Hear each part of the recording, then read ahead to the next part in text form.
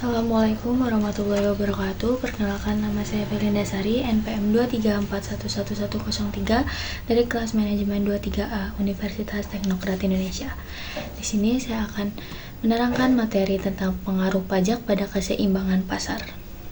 Pengaruh pajak pada keseimbangan pasar. Penjualan suatu produk akan dikenakan pajak oleh pemerintah. Dengan adanya beban pajak ini akan mengakibatkan harga suatu produk akan naik dan kuantitas produk yang diminta atau ditawarkan akan turun atau naik.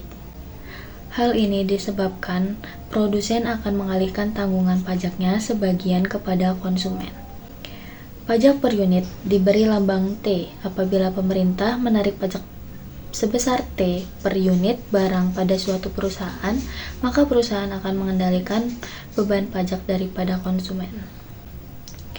Adanya pajak yang dikenakan pemerintah atas penjualan suatu barang yang menyebabkan produsen menaikkan harga jumlah barang tersebut secara tarif pajak per unit T. Fungsi penawaran sebelum dan sesudah pajak menjadi PD sama dengan PS. Rumus mencari besar pajak konsumen, produsen, penerimaan pajak total oleh pemerintah.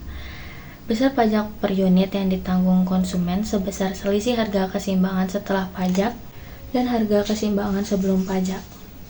Besar pajak per unit yang ditanggung produsen sebesar selisih tarif pajak per unit yang dikenakan dengan besar pajak per unit yang ditanggung konsumen.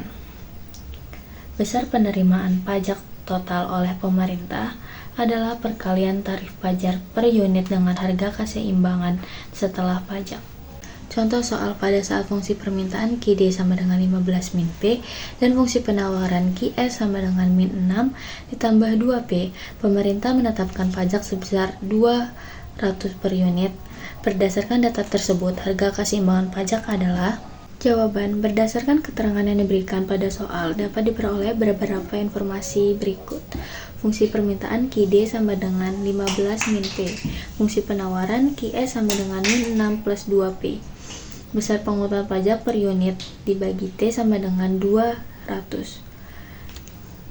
Pengaruh pajak dan subsidi terhadap keseimbangan pasar dapat membuat kurva penawaran mengalami pergeseran, sementara kurva permintaan tetap, sehingga fungsi yang mengalami perubahan pada pengaruh pajak dan subsidi terhadap keseimbangan pasar adalah fungsi penawaran.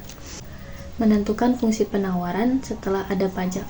QST sama dengan min 6 plus 2 P dikurang T.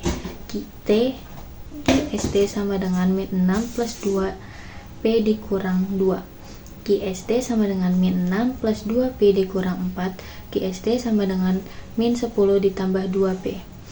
Titik keseimbangan setelah pajak dapat ditemukan pada perpotongan fungsi permintaan QD dengan fungsi penawaran setelah pajak QST. Cara menentukan harga dan titik keseimbangan setelah pajak adalah sebagai berikut. Menghitung harga pasar setelah pajak. QD sama dengan QST. 15 dikurang P sama dengan min 10 ditambah 2P.